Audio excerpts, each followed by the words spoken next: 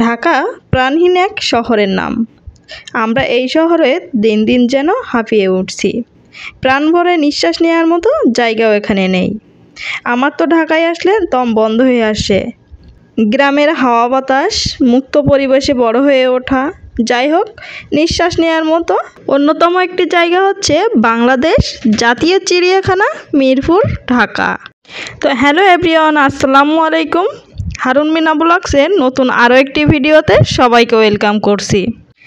যে যেখান থেকে আজকে আমার এই ভিডিওটি দেখছেন, আপনাদের সকলের সুস্থতা কামনা করে শুরু করছি আমার আজকের এই ভিডিওটি। বাংলাদেশের মধ্যে সবচেয়ে বেশি বন্যপ্রাণী দেখা মেলে এই চিড়িয়াখানায়। এই চিড়িয়াখানার মূল আকর্ষণ হচ্ছে রয়্যাল বেঙ্গল টাইগার এবং বনের রাজা সিংহকে দেখার জন্য। প্রতিদিন প্রায় হাজার হাজার পর্যটক এই চিড়িয়াখানায় ঘুরতে আসে। আশা করছি বাংলাদেশ জাতীয় চিড়িয়াখানা মিরপুরের ভিডিওটা আপনাদের কাছে ভালো লাগবে। তবে চিড়িয়াখানায় ঘুরতে আসা দর্শনার্থীরা নির্দিষ্ট কিছু ফি দিয়ে ভিতরে প্রবেশ করে বন্যপ্রাণীকে কাছ থেকে দেখার সুযোগ পায়। তবে প্রতিবন্ধী কিংবা 2 বছরের নিচে বাচ্চাদের কোনো টিকিট লাগে না।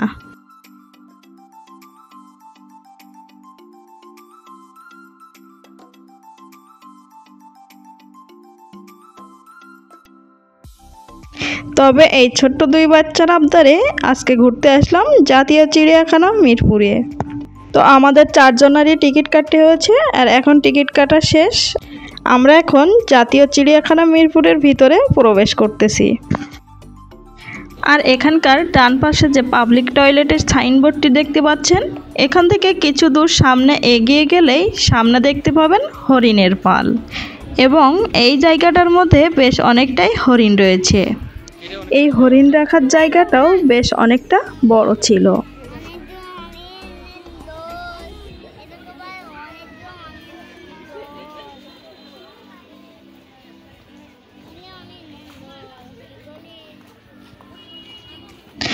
হরিণ দেখা হয়ে গেলে সরু একটা রাস্তা ধরে অনেকগুলো গাছগাছালি পার হওয়ার পর একটু সামনে গেলেই দেখতে পাবেন পুরো চিড়িয়াখানার মানচিত্র। অবশ্যই এই মানচিত্র ভালো করে দেখবেন, তাহলে পুরো চিড়িয়াখানা ঘুরতে আপনাদের সুবিধা হবে।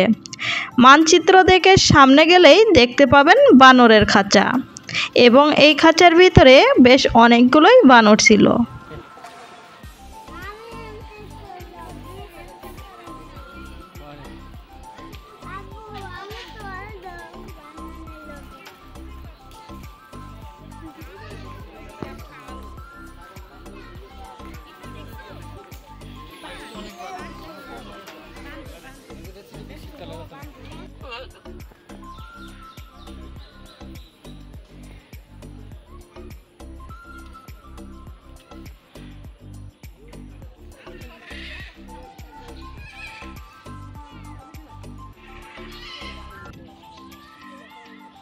আর প্রত্যেক জায়গায় জায়গায় সাইনবোর্ডে লেখা ছিল এই পথে গেলে কি কি দেখা যাবে।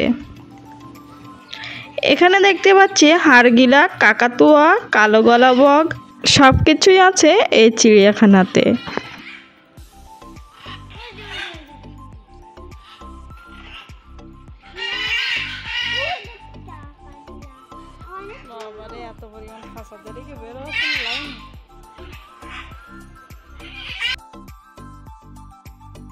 দেরি করা যাবে না।